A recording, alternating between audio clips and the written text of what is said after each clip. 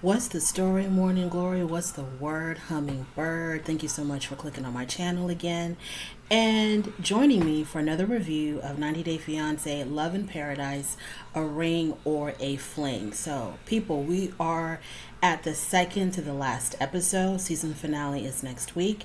Let's get into this. Let's start off with Kay and Mark from Panama. So, oh, by the way, all the Americans are getting ready to go back to the States, basically, in this episode. So, Mark is getting ready to leave. He's supposed to leave to go back to the United States the next day. This is his last night in Panama with Kay. And they're having a very serious heart to heart conversation on her living room couch. Now, after talking to his friend Genevieve, he decides to basically give it one last shot with Kay.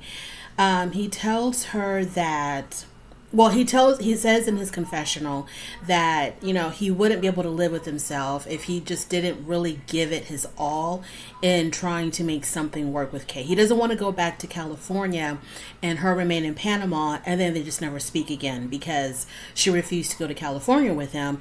Then he just gives up on everything. So he doesn't want it to end this way at all. So they're talking and he says that, one of his issues, this is what he says in his confessional, one of his worries was that when he goes back to California and if they stay in this open relationship, which they've been doing, that he just can't take the idea of Kay being with another man. He says that really kind of bothers him. And so that was one of the main reasons why he wanted her to come back with him, to kind of force her into monogamy. So while they're talking, he says to her that if we take California off the table, can we be exclusive? And Kay, her head immediately drops. And she's asking him, why do you have to put so much focus on exclusivity? She says that he has this obsession with being exclusive. And Kay doesn't want to concentrate on that. She wants to concentrate on the parts of their relationship that makes them both happy, not whether or not they should be open or monogamous. She says that the best relationships are the ones where each individual can truly be themselves. And if Mark wants to be with me, then the best thing that he can do is to allow us to be apart. And then when the time comes, when it's right, we'll come together again. So to Mark, exclusivity equates to love. And to Kay, there's more to love than exclusivity. So he considers, continuing on with the open relationship. And he decides that he's going to, I guess, do what they were doing before, having an open relationship. I'm not sure if they're going to do the whole don't ask, don't tell thing, but he's not going to force her to be exclusive. And he says that, this is what I thought was kind of sweet. He tells her, I want to love you the way that you want to be loved. And I thought that was just the sweetest thing. And he's going to do whatever it takes to keep her in his life. And if that means doing this open relationship thing, then that's what he's going to do. That's what he's just going to have to accept. Like I said, I don't know if they're doing the whole don't ask, don't tell, or if the conversation comes up and they're FaceTiming each other. She can talk about all of her rendezvous and show him all of her love bites all over her body on FaceTime, and he's cool with that. I don't know. But so he wants to keep her in his life. He's going to let her be free so that he can have a part of her. And he's also going to try to learn Spanish. Moving on to Daniel and Amber, Costa Rica. So she's been in Costa Rica for about 10 days. Now it's time for him to have his interview at the embassy. He has all of his paperwork, thank God, because that was one of her major issues, is whether or not they were going to get all the paperwork in time. All the paperwork is there, and his interview is scheduled for the following day. And so she wants him to be very prepared for all the questions they're going to ask him about the relationship, to prove that the relationship is real and it's not just for green card purposes. And so he has to prove to them that he really, really knows her very, very well. Like, he knows all about her history, her past, where she went to high school, where she grew up, what town she grew up in, where she was born, I guess the names of her relatives. I'm assuming these are the questions that they're going to ask. And so she's testing him, or she's trying to quiz him, and she's asking him questions like, well, do you know my favorite sauce? Do you know my favorite food? Do you know my favorite color? And I'm like, they're going to ask that? They're really going to ask him what is her favorite dipping sauce? And so he plays along with her, and he's like, yeah, your favorite sauce is ranch, your favorite food is shrimp and chicken tenders, and I think her favorite color was pink. Are they really going to ask about her favorite dipping sauce?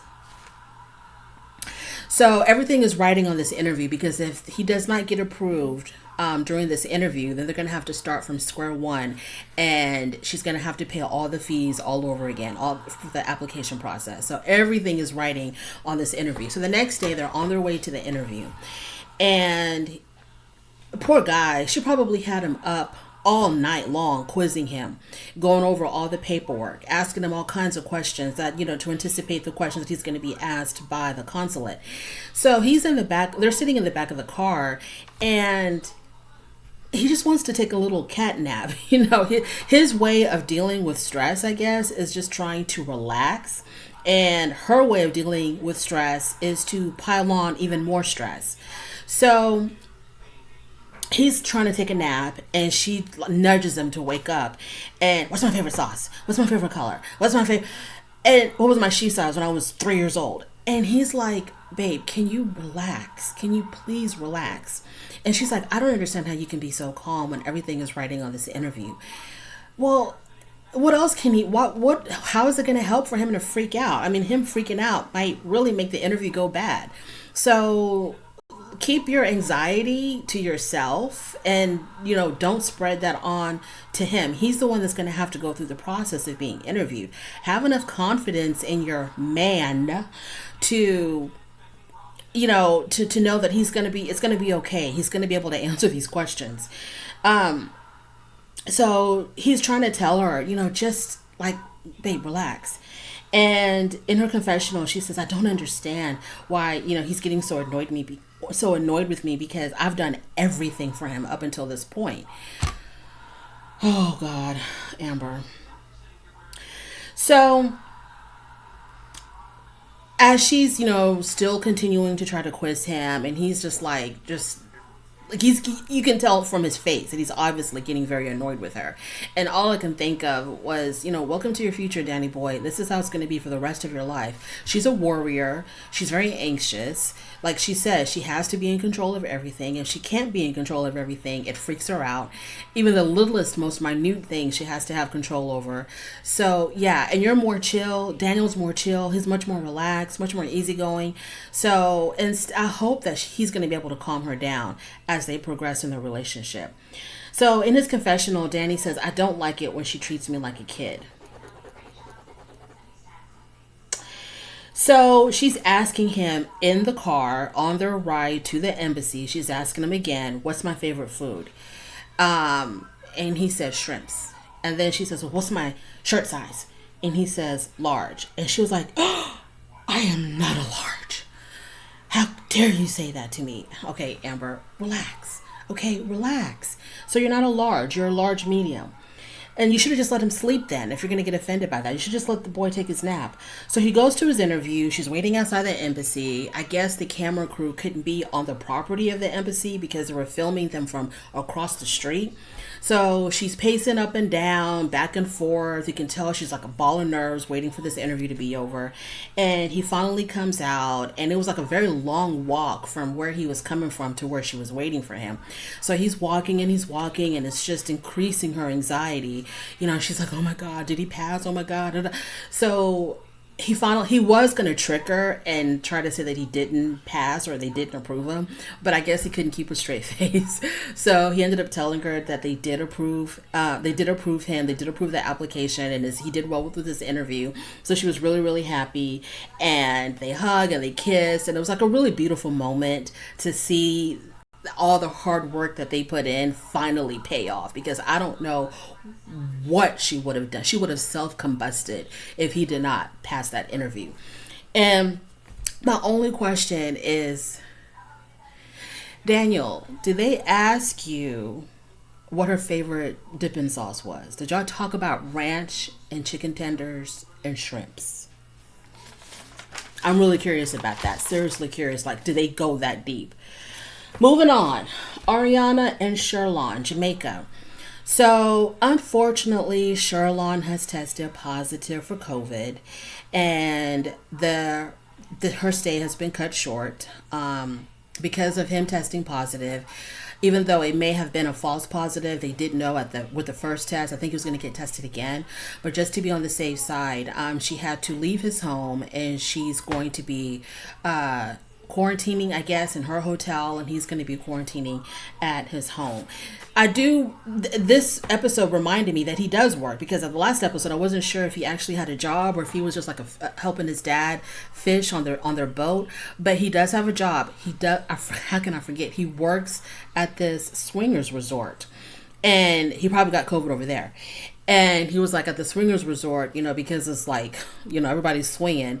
COVID spreads like wildfire over there. So, like I said, Ariana tested negative, and his second test came back, and it was positive. So he does have COVID. He said that he really enjoyed taking care of Ariana, and he was hoping to spend more time with her so that he can take care of her some more, if you know what I mean. And I'm just like, Sherlon, please spare us. So they really wanted to use this time to connect with each other. But now that she doesn't know when she's going to see him again, because, he's got COVID, so who knows when he's going to be able to go to wherever he needs to go to do the paperwork for the tourist visa. So everything is really up in the air right now. So she has to go back, and on their way to the airport, she asked the driver if they could stop by Sherlin's neighborhood so that she can say goodbye to him, from a safe social distance. So the bus driver agreed, and so they stopped by his home. She's wearing a mask, he's wearing a mask, and they say their goodbyes. I think Ariana's a very likable person. She's really funny. So they're saying their goodbyes, and she's cracking all these jokes and stuff, and she's like a very likable person. I like Ariana. And he tells her, well, I've got something for you. And so he walks back, and he comes back. It looked like he had a bouquet of flowers. And I was like, oh, how sweet. He got her some flowers. And she said something about how it was nice. She says it's a really nice gesture, but I can't take the flowers with me on the plane because they don't allow live plants. Well, upon closer examination, the flowers were actually fake. But it was the thought that counted. And she did say that. She goes, well, it was the thought that counted. And it was really nice because Sherlon seems a little bit rough around the edges, and you really question what he really feels for Ariana. Like, does he really care for her? Does he really love her? Like, what's really going on here? So for him to show that gesture, it was really sweet of him to do that. So he wanted to give her the flowers, but the bus driver said, no, we're not going to have your COVID infected flowers on my bus. So no, don't take them. So he couldn't give her the flowers, but she did take a picture of him holding the flowers. So he says that while he was quarantining, he had a lot of time to reflect on his relationship with Ariana. And he says that he is going to do, he's going to try really, really hard to get the paperwork together to apply for the tourist visa. Ariana, she's not so sure. She doesn't have a lot of faith in him. She's hoping that he will, but she doesn't have a lot of faith that he's actually going to do what he needs to do before the baby's born. But Sherlon says he is going to work on it the first chance he gets, because it's very important to him to be there when his son is born. And he said that he realizes that he does love Ariana, and he does love his son, that's obvious, but he says he does love Ariana, and I'm assuming he means the romantic kind of love and not just as a friend or as the mother of his child. So who knows what their future is going to bring, because the way that ended, it was very much up in the air. She's going back to the States, he's staying in Jamaica, he has to start this process of a tourist visa. Who knows? He might change his mind and decide to do the whole K1 thing, because now he's realizing that he does love her, and she left way too soon, and he feels that like she left too soon. He wanted more time with her. So maybe things will change and he'll try to do the K1 if the season comes back, or if the show comes back. I don't know if it's going to come back, and I don't know if they're going to graduate to 90 Day Fiance before the 90 days, or what's going to happen. So let's end this with Martine and Steven. Barbados. So, Steven and his two friends, who don't really see it for Ariana, but he invited them with him anyways, he decides to bring his friends with him to a jewelry shop because he's going to buy an engagement ring for Miss Martine. So they're sitting there examining rings, and the first ring that the jeweler shows them is a smaller diamond. And I like how she said it's very elegant. It was really tiny, but I like how she said she put a positive twist on it, and she said it's very elegant. And then the next one was a bigger and a little bit nicer. It was a solitaire. And then the one that she really wanted to show him, because she says, this is the one that I really want to show you, because this is the one that I think you're really going to like. And it was a very beautiful marquee cut solitaire. And it was 10 racks, $10,000. And that's the one that he went for. I couldn't believe it. So yeah, $10,000 she's going to spend for her engagement ring. And when it's not really clear on what's going to happen after they're engaged, is he going to move to Florida? I think she's from Florida. Or is she going to come back to Barbados? Like, how are they going to do this? Because it's like there was no discussion about this. When they have the family dinner at his home a few episodes prior, when she was talking with his family about the relationship and the future of the relationship, he turned into a mute. He couldn't talk. He didn't say not one word at that whole dinner about what his intentions were, what his plans were. Even when he spoke with her parents, he didn't talk about what his intentions were or what his plans were for the future. So now he's buying a $10,000 engagement ring, and I haven't heard anything about, okay, so where y'all going to live? What's happening? What are y'all going to do? Anyways, so he decides on the $10,000 ring. So next scene is they're walking on the beach, and it's all romantical. You know, the waves are crashing. They're having this romantic long walk on the beach. And then they pull out a blanket. I guess they're going to have like wine or something. They pull out a blanket. Oh, not wine, champagne. And they take out the glasses, and they're sitting there, and it's like, I mean, as the viewer, you're like, oh my God, he's going to propose. And I'm like, I mean, that's what we felt like, because obviously we saw him by the ring, and it's like, oh my God, the moment's coming where he's going to propose to her with this really beautiful ring. And I don't know how Martine could not have guessed that this was what's going to be happening. Number one, she was pressuring the hell out of him about getting married and getting engaged. She made it very clear what her intentions were. Number two, they're walking on the beach. He's all dressed up. There's champagne. I mean, like, what else do you think is going to happen? And number three, did she not see that bulging little box in his pocket? Like, I saw it because his pants were super duper tight. I saw the box. Like, didn't she wonder, like, what is that box in your pocket that's poking out? Like, she must have known. So they sit down and they start talking about Sarai, and he tells her, I like how you interact with my daughter, and you know, Sarai has really taken on to you. And she says, I really love that little girl. She's such a sweet angel. And then they decide to cheers, and they both cheer to having an open and honest relationship and being really truthful and honest about their feelings about one another, because she did apologize for her behavior, you know, looking through his phone and all of that. She did apologize for that. But she says, you know, I always want to be honest with you and open with you with whatever's going on in my mind. And Steven is extremely nervous. He's sweating. Like he's just like staring off into space at some moments, and you can tell that he's got a lot on his mind. I mean, this man was looking like he was contemplating the fate of all humanity at that very moment. Like, he was just really stressed. And she even asked him, like, are you okay? Are you about to have a heart attack? Or is everything okay? And he starts off by telling her that, you know, it's really important that she understand he's loyal to her. He's committed to her. And she says that her only issue is the distance. She says, I'm not going to do a long distance relationship. That's my only thing, is the distance. And he says that he's afraid that she'll walk away from him because, she might not really believe how committed he is, and he doesn't want to lose her. And by this time, the sun has gone down. It's like, okay, let's go. Let's go, Steven. And he says to her, my whole plan, with the champagne and with the beautiful sunset, this whole thing that we're doing right now, my whole intention was to ask for your hand in marriage. I was like, oh man, this is nice. This is going to happen.